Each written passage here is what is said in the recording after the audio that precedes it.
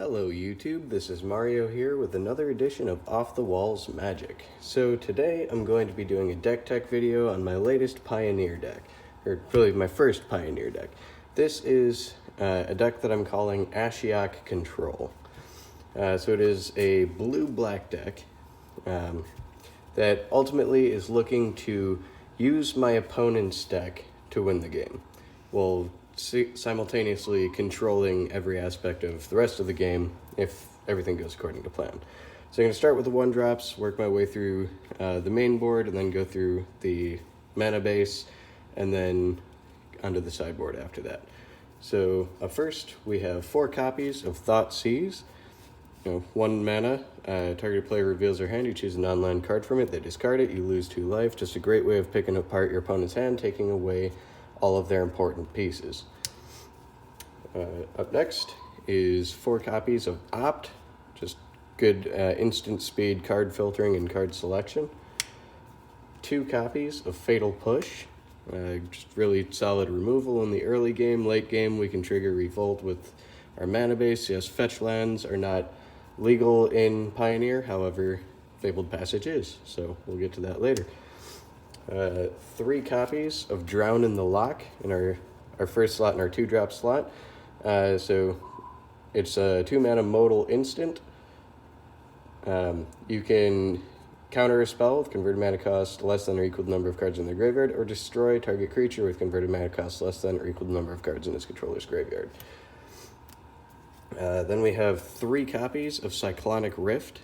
2 mana, bounce any non-land permanent. You can overload it for 7 to return all non-land permanents not owned by you to their owner's hand. Then 2 copies of Wishclaw Talisman. You can tell some shenanigans are going to be afoot. Honestly, even if we allow our opponent to activate this, we're probably grabbing a counterspell with ours anyway, so really just thinning out their deck and controlling the board a bit more.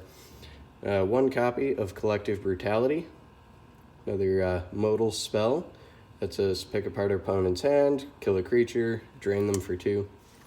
And then 4 copies of Ashiok Nightmare Weaver. So this card is pretty cool. It's my second favorite Planeswalker next to Tybalt. So 3 mana, enters with 3 loyalty. You can +2 to exile the top 3 cards of target player's library, or target opponent's library. You can -X, put a creature card with converted mana cost X exiled with Ashiok Nightmare Weaver into the battlefield under your control, and that creature is a nightmare in addition to its other types, and -10, exile all cards from all opponents' hands and graveyards. Very rarely will you ever try to do the ultimate. You're really just like +2 this 1 or 2 times, -X to drop a bomb of theirs onto the field, help you kill them. Then 2 copies of Ashiok Dream Render. The searching aspect, not super relevant unless you like give them a Wishclaw Talisman, or if they're running like Fabled Passage or something. But more or less just to act as a pseudo backup win con. I mean, in a perfect world, you're only going to put the top 20 cards into their grave and exile it over the span of 5 turns. Not very likely, but even just like activating this once or twice, you have the potential to put like really good cards that they needed into their exile zone. So we're just playing 2 copies of that. Then we're running 4 copies of Thief of Sanity, another spell that allows us to use our opponent's threats against them. If it deals combat damage to a player, look at the top 3 of their library, you exile 1 of them face down, put the rest in their grave, and as long as that card remains exiled, you may look at it, may cast, and you may spend mana as or mana of any color to cast that spell. So really just, this one kind of acts in 2 good ways for us. Number 1, it gives us more card selection, more threats, allowing us to play our opponent's deck, but also it fills their graveyard for Drown in the Lock, gives us extra use, even if we say -1 Ashiok Dream Render and then we exile their yard. If we follow it up like, connecting in combat with Thief of Sanity, it still puts 2 cards in the yard and potentially lets us Drown in the Lock them. Then we're running 3 copies of Brazen Borrower. I wanted a little bit of extra situational removal that could also dual up as a threat. So Brazen Borrower seemed good, 2-mana instant, pop an online permanent to their hand, and then you can flash it and have a 3/1 flyer. And then 2 copies of Murderous Rider. Creature and Planeswalker removal comes back with lifelink. If it dies, it goes to the bottom, so you never really lose it unless they exile it or they mill it or make you discard it, something like that. And then 3 copies of Disallow. In the main board, counter target spell, activated, or triggered ability. So in the main deck, we're not running anything above 3 converted mana cost. And the reasoning for this is really just because we want to take advantage of the Ashiok Nightmare Weaver, Thief of Sanity, play their creatures, their spells against them, leave up mana to do so, or activate the abilities, because Ashiok just lets us play the creature for free, just by removing loyalty, but if it has activated abilities, I want to make sure that I can use those to my benefit if able. In the mana base, we're running 3 islands, 2 swamps, 1 Mystic Sanctuary, just to recur one of our instant or sorcery spells, 1 Castle Vantress to filter through our deck later on, 1 Castle Lochthwain to draw some cards, 4 Drowned Catacomb, just blue-black dual land, 4 Watery Graves, 1 Mana Confluence. Again, if I play one of their creatures with the Thief of Sanity or Ashiok Nightmare Weaver and it has an activated ability, I want to make sure that I have the mana requirements to do so. Like if I pick off one of their Scavenging Oozes with Ashiok or Thief of Sanity, I really want to be able to take advantage of that activated ability to exile their creatures, gain some life, put some counters on it. I can't really do that with these other lands. You can play the spell for free, but then you essentially do nothing with it except block.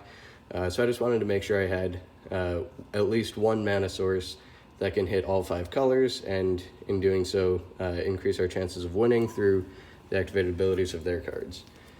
Then we have 3 Fabled Passages, good for triggering Revolt, and 2 Field of Ruins, also good for triggering Revolt, taking out their Shock Lens, giving them a basic, and then 1 copy of Blast Zone, just in case we go up against those heavy aggro decks, like the mono red with all their hasty 1-drops, just play this and blow them all up.